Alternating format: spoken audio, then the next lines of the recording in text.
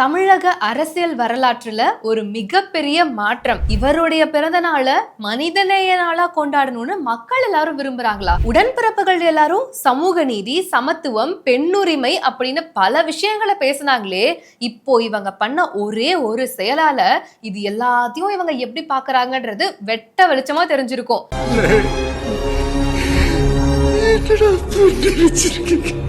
இது எல்லாத்த பத்தி தான் இன்னைக்கு நம்ம டீடைலா பார்க்க போறோம். வணக்கம் and welcome to the show day today with me DD. இன்னைக்கு நாட்டுல என்ன நடக்குதுன்னு தெரிஞ்சுக்கலாமா?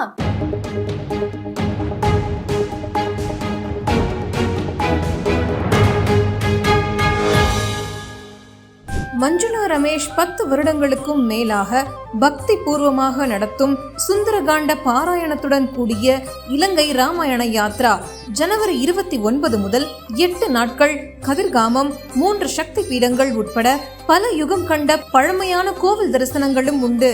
தொடர்புக்கு 9443761136.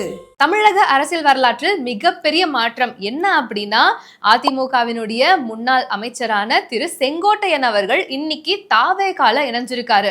செங்கோட்டையன் அப்படிங்கிற ஒரு பெயர் சாதாரண பெயர் அல்ல, ஒரு வரலாற்று படைச்ச பெயர் அப்படின்னே சொல்லலாம். எம்ஜிஆர் அவர்களால் துவங்கப்படுற அதிமுக, கருணாநிதி அவர்களால் ஏற்கனவே இருக்கக்கூடிய திமுக ஒரு சின்ன சலசலப்புக்கு அப்புறமா 2 கட்சிகளா பிரியுது. அப்போ திரு செங்கோட்டையன் அவர்கள் எடுத்த முடிவு, நான் என்ன அண்ணா திமுகவுல இணைச்சுக்க போறேன் அப்படின்னு. அதுக்கப்புறமா எம்ஜிஆர் அவர்களுக்கு ஒரு பெரிய பக்கபலமா இருந்து நிறைய சப்போர்ட்ஸ பண்றாரு.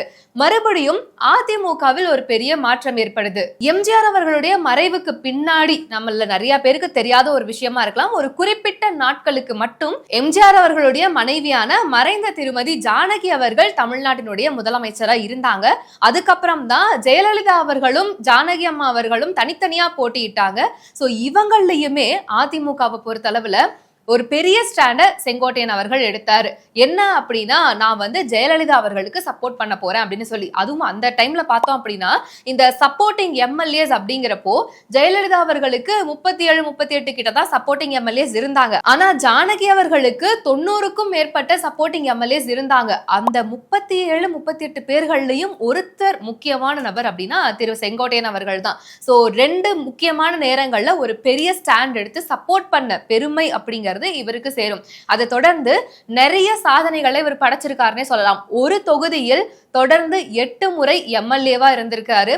அது மட்டும் இல்லாம அமைச்சராகவும் பதவி வகிச்சிருக்காரு. முக்கியமான சில விஷயங்கள்லயும் இவருடைய தலையீடு இருந்திருக்கு. அப்படிங்கிறப்போ அரசியல்ல மூத்தவர் அப்படின்னு இவரை சொல்றதுல தப்பே இல்லை அப்படிங்கிற மாதிரி பல விஷயங்களை செஞ்சிருக்காரு. இப்ப அதை தொடர்ந்து பார்த்தோம் அப்படின்னா, அதிமுகவில இருந்து நேத்து பதவி விலகி இருக்காரு. அதிமுக எம்எல்ஏவா இருந்து தன்னுடைய பதவியை நேத்து ராஜினாமா செஞ்சுட்டு இன்னைக்கு தாவேகாவில தன்னை இணைச்சிருக்காரு. அவர் மட்டும் கிடையாது, அவரை சேர்ந்த ஒரு சில முக்கியமான நிர்வாகிகளும் இன்னைக்கு பனையூர்ல போயிட்டு தாவேகா தலைவர் விஜய் அவர்களை சந்திச்சு அவருடைய தலைமையில பதவி ஏற்றிருக்காங்க. அதை பத்தி தாவேகா தலைவர் விஜய் அவர்களுமே ஒரு பதிவை போட்டிருக்காரு. அதுக்கப்புறம் அவருடைய அந்த பயணத்துல அந்த இயக்கத்தின் இருபெரும் தலைவர்களுக்கு ஒரு பெரிய நம்பிக்கைக்குரியவராக அரசியல் களத்தில் இருந்தவர். இப்படி 50 வருஷமா ஒரே இயக்கத்தில் இருந்த அண்ணன் செங்கோட்டையன் அவர்கள் இன்னைக்கு அவங்களுடைய அரசியல் அனுபவமும் அவங்களுடைய அந்த அரசியல் களப்பணியும் நம்மளுடைய தமிழக வெற்றி கழகத்திற்கு ஒரு பெரிய உறுதுணையாக இருக்கும் என்ற நம்பிக்கையுடன் இது தமிழக அரசியல் வரலாற்றுலன்னு பார்த்தோம்னா ஒரு மிகப்பெரிய மாற்றம் அப்படின்னு தான் சொல்லணும். ஏன்னா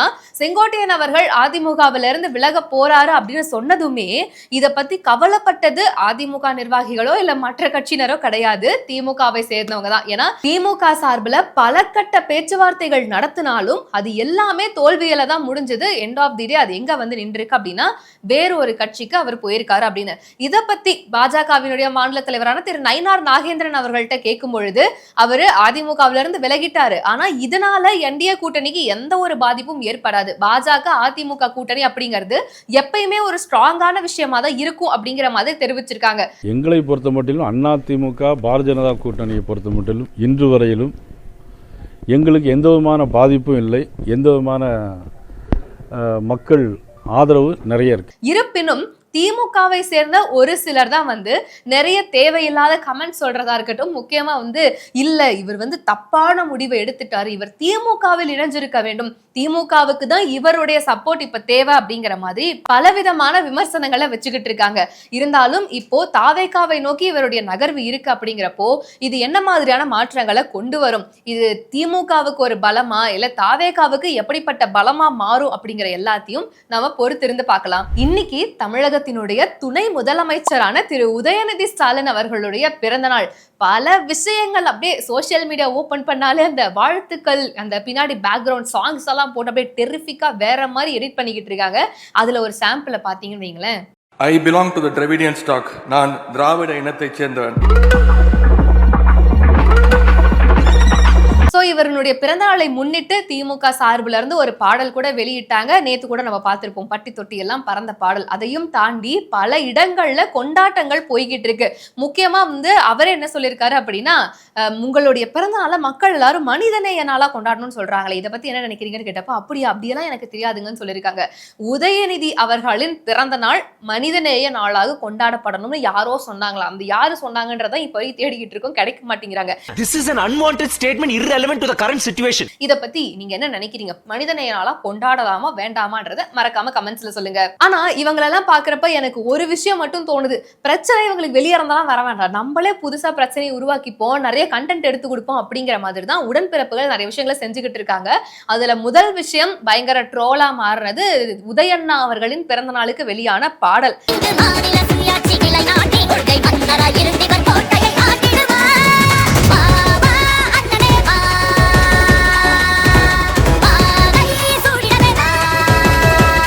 இரண்டாவது மிக முக்கியமான படுமட்டமான விஷயம் என்ன அப்படின்னு பார்த்தோம்னா, நேத்து வந்து உதயநிதி அவர்களின் பிறந்தநாள் கொண்டாட்டங்கள் 3 நாளாவே ஆரம்பிச்சிருச்சு. அதை தொடர்ந்து சிவகங்கை மாவட்டத்துல கூட்டுறவுத்துறை அமைச்சரான திரு பெரிய கருப்பன் அவர்களுடைய தலைமையில ஒரு விழா ஒண்ணு நடந்திருக்கு. ஒரு ஆடலும் பாடல் நிகழ்ச்சி ஒண்ணு ஏற்பாடு பண்ணியிருக்காங்க. அந்த வீடியோ பாத்தீங்கன்னாலே தெரியும் அது என்ன மாதிரியான ஒரு நடனம் அப்படின்னு.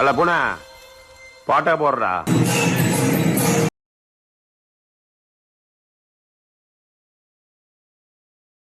அதுவே ஒரு பெரிய சர்ச்சையான நிலையில இன்னும் பக்கத்துல வந்து ஆட சொல்லுங்கன்னு அமைச்சர் சொன்ன அந்த ஒரு டயலாக் வந்து இப்ப பயங்கர ட்ரெண்ட் ஆகிட்டு இருக்கு. ஏன்னா திமுக சார்பில் தான் எப்ப பாரும் சொல்றது என்ன, சமூக நீதி முக்கியம், சமத்துவம் முக்கியம், பெண்கள் பாதுகாப்பில் நாங்கள் கண்ணாக இருப்போம், பெண்களுக்கு ஏதாவது ஒரு பிரச்சனைனா இரும்புக்கரம் கொண்டு செயல்படுவோம் அப்படின்னு சொன்னாங்க. அந்த இரும்புக்கரம் துருப்பிடிச்சு பல வருஷம் ஆச்சு போல இருக்கு. சரி, அது வேற கடை. இருந்தாலும் உன்னால என்ன பண்ண முடியுமோ தமிழகத்துல பெண்களுக்கான பிரச்சனைகள் இவ்வளவு போய்கிட்டு இருக்கு அப்படிங்கிறப்போ ஒரு அமைச்சராக இருக்கக்கூடிய நீங்களே இந்த மாதிரியான ஒரு நடனங்களை என்கரேஜ் பண்ணலாமா, இது தவறு இல்லையா அப்படின்னு இப்ப பல மக்களும் கேள்வி கேட்க ஆரம்பிச்சிருக்காங்க. சோ அமைச்சர் இந்த மாதிரியான ஒரு விஷயத்த பண்றாருன்னா தமிழகத்தை பொறுத்தளவுல இந்த பெண்களை நோக்கி குற்றங்கள் செய்யக்கூடியவங்களுக்கு எப்படி பயம்னு ஏற்படும், எல்லா இடத்துலயும் இப்படிதான் நடக்குது, நாங்க பண்ணா மட்டும் தான் சொல்லிடவா போறாங்க அப்படிங்கிற மாதிரியான ஒரு எண்ணம் வருமா வராதா அப்படிங்கறதுதான் பலருடைய கேள்வியா இருக்கு. இருந்தாலும் இந்த ஒரு விஷயத்துல கூட ஒரு சில ஊப்பிக்கள் வந்து முட்டு கொடுத்துட்டு வருவாங்க. இதெல்லாம் வந்து சும்மா என்ஜாய்மெண்ட்டுக்கு இருக்கிறது, இதையெல்லாம் நீங்க தப்பா பார்க்காதீங்க, தப்பா பேசாதீங்க அப்படின்னு. எந்தெந்த விஷயங்களை என்கரேஜ் பண்ணணுமோ அதை தாராளமா என்கரேஜ் பண்ணலாம், தவறே கிடையாது. ஆனா இதை எப்படி எடுத்துக்கிறது, ஒரு பொறுப்பில் இருக்கக்கூடிய அமைச்சரின் முன்னிலையில் இப்படி ஒரு நடனம் ஏற்பாடு செய்யப்படுகிறது என்றால் இதை பற்றி நீங்கள் எல்லாரும் என்ன நினைக்கிறீங்க அப்படிங்கறத கமெண்ட்ஸ்ல சொல்லுங்க. ஒரு பெருமைக்குரிய விஷயம் என்ன அப்படின்னா, பாரிஸ்ல இருக்கக்கூடிய யுனெஸ்கோவினுடைய தலைமையகத்துல அம்பேத்கர் அவர்களுடைய சிலை திறப்பு அப்படிங்கிறது நடந்திருக்கு. அதை தொடர்ந்து பார்த்தோம் அப்படின்னா பாரத பிரதமர் திரு நரேந்திர மோடி அவர்கள் அவருடைய எண்ணங்களும் லட்சியங்களும் மக்களுக்கு நம்பிக்கை அளிக்கக்கூடிய விஷயத்துல இருக்கா அப்படின்னு சொல்லி அவருக்கான ஒரு புகழாரத்தை சூட்டியிருக்காரு.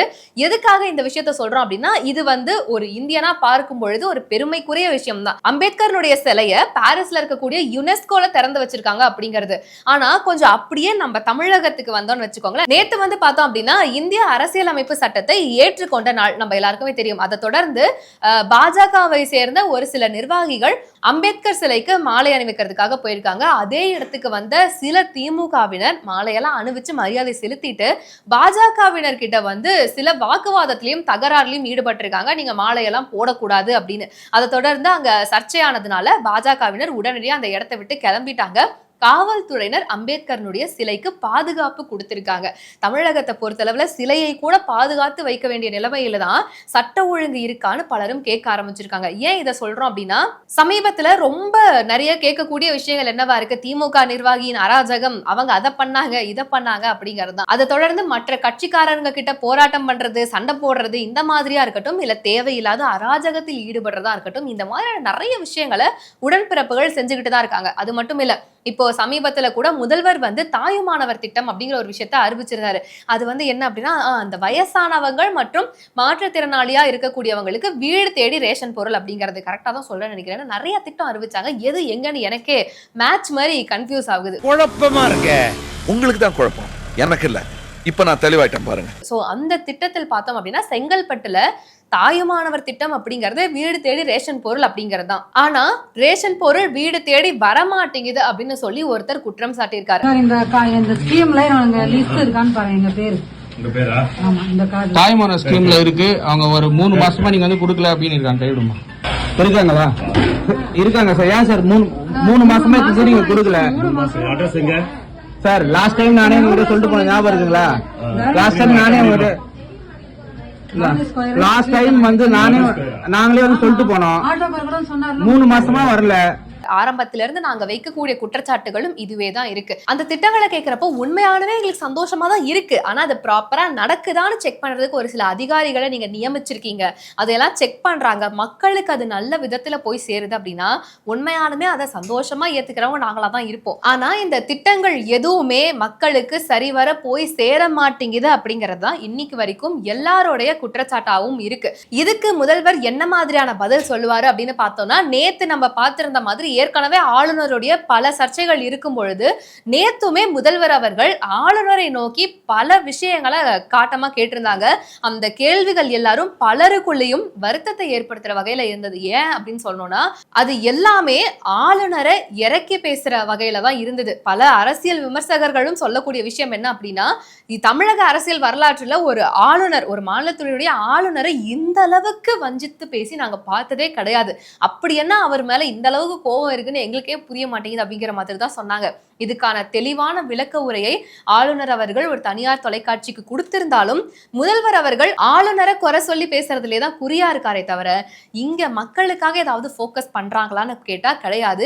இன்னும் 2 நாளைக்கும் பண்ண மாட்டாங்க. ஏன்னா உதயண்ணன் அவர்களின் பிறந்த நாள். ஒரு சில உடன்பிறப்புகள் அதையும் சொல்லிக்கிறாங்க. அவருக்கு பல பட்டங்கள் கொடுக்கப்பட்டாலும் எல்லோராலும் அன்போடு அழைக்கப்படுவது உதயண்ணன் அப்படிங்கிறது. முக்கியமா உதயண்ணன் அப்படிங்கிற பட்டத்தையும் இவருடைய பிறந்த நாளை மனிதநேய நாளா கொண்டாடணும்னு யாரோ அந்த ரெக்வஸ்ட் வச்சிருக்காங்க. அவரை பாத்தீங்கன்னா அவங்களுக்குலாம் நீங்க என்ன சொல்லுவீங்க அப்படிங்கறத மறக்காம கமெண்ட்ஸ்ல சொல்லுங்க. இன்னும் இந்த மாதிரி நிறைய அப்டேட்ஸ் நீங்க தெரிஞ்சுக்கணும் அப்படின்னா நம்ம பேசு தமிழா பேசு சேனலோட வெப்சைட் இப்போ ஆக்டிவா இருக்கு. அதோட லிங்க் டிஸ்கிரிப்ஷன்ல தர, மறக்காம செக் பண்ணி பாருங்க. டாடா பாய். உலக தமிழ் சொந்தங்களுக்கு வணக்கம். நான் ராஜவேல் நாகராஜன். பேசு தமிழா பேசு வலையொலியுடைய வளர்ச்சிக்கு நீங்களும் உறுதுணையா இருக்கணும்னு நினைச்சீங்கன்னா இந்த வீடியோடைய டிஸ்கிரிப்ஷன்ல இருக்கக்கூடிய ரேசர் பே லிங்கை கிளிக் பண்ணுங்க. அந்த லிங்க்ல போயிட்டு உங்களுக்கு விருப்பமான தொகையை பேசு தமிழா பேசுவனுடைய வளர்ச்சிக்கு உங்களுடைய பங்களிப்பாக நீங்கள் கொடுக்கலாம். நன்றி, வணக்கம். ரேபிஸ் உள்ள வந்துடுச்சுன்னா, அதோட அறிகுறிகள் ஆரம்பிச்சிருச்சுன்னா அதுக்கு ட்ரீட்மெண்ட்டே கிடையாது. 100% மரணம். பாதுகாப்பு இல்லாத உடலுறவு வைக்கும் பொழுது இந்த மருக்கள் பாதிக்கப்பட்ட நபர் கிட்ட இருந்து இன்னொருத்தருக்கு ஈஸியா பரவலாம். ஃபர்ஸ்ட் நமக்கு சுகர் இருக்கான்றதை செக் பண்ணிக்கணும். சுகர் இருக்கக்கூடிய நிறைய நபர்களுக்கும் கண்ணெரிச்சல் ஏற்படும். 2-3 பேர் at 20A டயபெட்டிஸ் வரக்கூடிய வாய்ப்பு இருக்கு. இதை வந்து ராத்திரி 8 மணிக்கு மேலே இவங்க ரெகுலராக சாப்பிட ஆரம்பிச்சாங்கன்னா, சைக்கிளிங் பண்ணுறவங்களுக்கு நான் எழுதியே தரலாம், ஹார்ட் ப்ராப்ளம் வராது. பேசு தமிழா பேசு சேனலுக்கு ஆதரவு தந்து கொண்டிருக்கக்கூடிய பார்வையாளர்களுக்கு வணக்கம். அரசியல் ஆன்மீகம்னு மட்டும் இல்லாம இப்போ ஹெல்த்லயும் நம்ம வந்தாச்சு. ஹெல்த் சம்பந்தமான பிரச்சனைகளுக்கும், ஹெல்த் டிப்ஸுக்கும், ஹெல்த் கேருக்கும், இல்ல ஹெல்த் பத்தி ஏதாவது தெரிஞ்சுக்கணும் அப்படின்னு நினைச்சீங்கன்னா ஹெல்த் குரு சேனல் கண்டிப்பா உங்களுக்கு யூஸ்ஃபுல்லா இருக்கும். பேசு தமிழா பேசு சேனலுக்கு கொடுக்கக்கூடிய இதே சப்போர்ட்டை ஹெல்த் குரு யூடியூப் சேனலுக்கும் கொடுத்து அந்த சேனலை சப்ஸ்கிரைப் பண்ணி உங்க நண்பர்களுக்கு ஷேர் பண்ணும்படி கேட்டுக்கிறோம். நம்ம ஹெல்த் குரு சேனலோட லிங்கை டிஸ்கிரிப்ஷன்ல தரோம், மறக்காம செக் பண்ணி பாருங்க.